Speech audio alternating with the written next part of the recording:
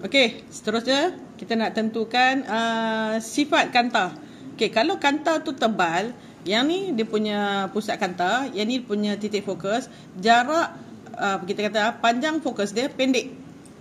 Panjang fokus adalah pendek untuk kanta yang tebal.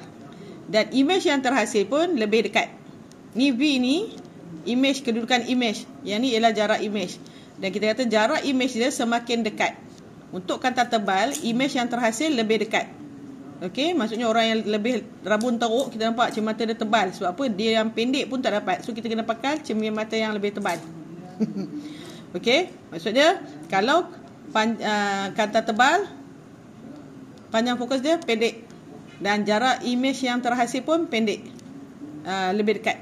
Okey, kalau macam ni, kanta nipis, nampak ada kanta nipis, dia punya panjang fokus dia lebih panjang. Dan jarak imej yang terhasil pun lebih jauh. Okey, maksudnya jarak imej dia lebih jauh. Okey, itu saja perkaitan antara ketebalan kanta dan dia punya panjang fokus dan dia punya imej, jarak imej yang terhasil. Okey, harap faham. Thank you.